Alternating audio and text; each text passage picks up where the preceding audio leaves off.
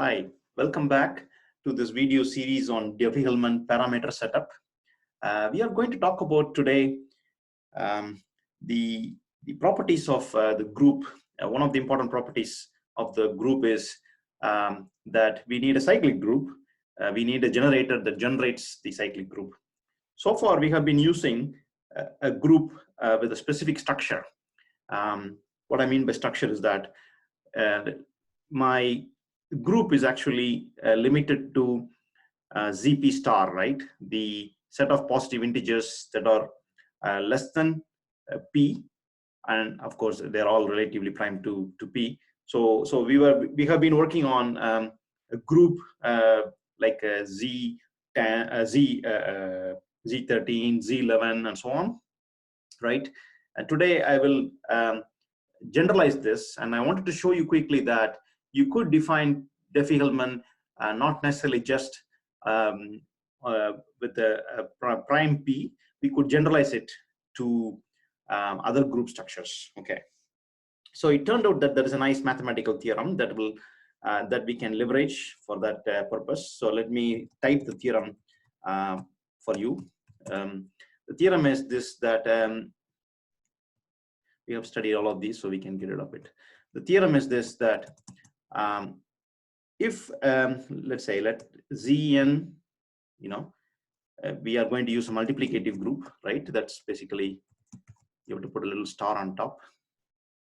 So here is the group we have. If the group is this, when will this group behave like a cyclic group? Okay, so it turned out that if n is 2, 4,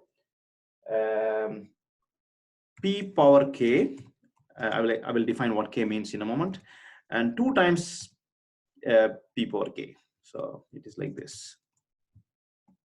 Okay. So if, what is k now? K is a positive integer, right? Any positive integer. P has to be a prime. P is a prime. Has to be greater than 2. So odd prime, in other words. Okay. So if we have a group structure like this, then G is a cyclic group. Okay. So the past videos we talked about a specific structure. Okay. Now we can see that in the case that we have been dealing with, we put k equal to 1. When you put k equal to 1, you basically have this value, right? P power 1 is P. So we have been dealing with ZP star. But there is nothing that stops us actually to use Diffie-Hellman on composite groups, if you want to call that way. N is a composite number because it's product of, say, P. It is product of 2 times some other number, or it could be like P power k means P repeated k times.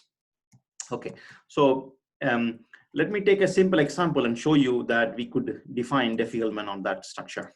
Okay, so what I have done is that I have been using my little generator program, right? Let me show you a specific case. Let's consider the case where n is 18. Okay, is n equal to 18 satisfy the structure that I talked about?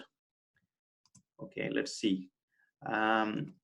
We can check that when n is 18, we can rewrite this as 2 times 9, right?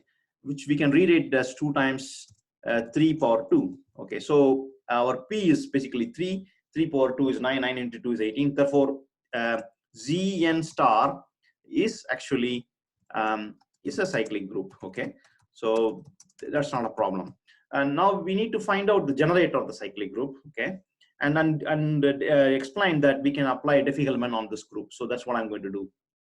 Okay, so what I'm going to do is right away show you this group structure, right? Z18 star. Okay, so one moment. So if you look at the table that I have generated here for Z18 star, the row number 5 is interesting. We start with generator being 5. So we have 5 power 1, 5 power 2, 5 power 3, 5 power 4, 5 power 5, and 5 power 6. All in mod 18, of course, because we are working with a Z18 star. Okay, so we do get a cyclic group generated by number 5. So we have our G to be 5. We can now apply Diffie-Hellman on this, okay? And we can select our X's and Y's and then show you that the generator actually can be used to come up with a common key, okay? So what I'm going to do is extremely simple. I will just select my G to be, let me start the Python here. I will set my G to be 5, right? And X to be, say, X is, okay, let me explain the Diffie-Hellman part here, right? Alice has to pick an X, Bob has to pick an Y. Alice's public key is G power X, Bob's public key is G power Y mod P. So we need to compute those two. And then Bob sends his public key to Alice, and similarly Alice does that as well. And so in the end, they both come up with the same key K because of the properties of exponent we talked about earlier. So we will check whether we can arrive at the same key when our P is not a prime, but P is in our case 18, okay? So let me try that now. So I selected my G to be 5 and X to be, say, 7, right? And Y as 17. So X is Alice's private key, Y is Bob's private key. Okay, so now let's consider Alice's public key. How is Alice computing her public key? She does power, right, of G, X. I might define another variable. Let's call P, although it's not prime, we will still use the notation P. Okay, 18, right? Okay, so how is A computed? Alice's public key computed. She does power of G, X, and P. Okay. What about Bob's public key? He does G, Y, and P. Okay.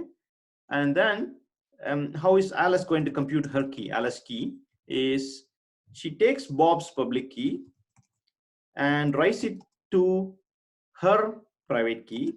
Okay. And the same thing with Bob. Bob takes Alice's public key, writes it to his private key. Okay, now let's check whether both Bob and Alice have the same value. Okay, that's basically okay. We have 11. What about Bob's private key? Private key? Yeah, of course, the shared key.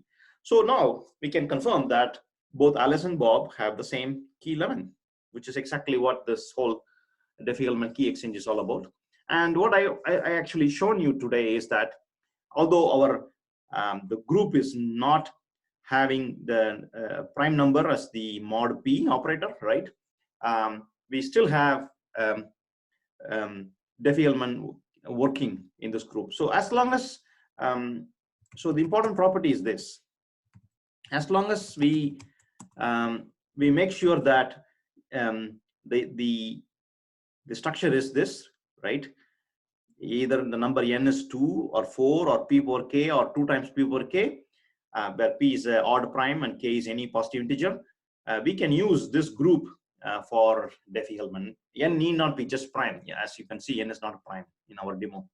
Okay, so although this is just a theory, in practice, most implementations that I have seen use n as p, meaning k is 1 and they use p. Okay, which is what recommended in practice.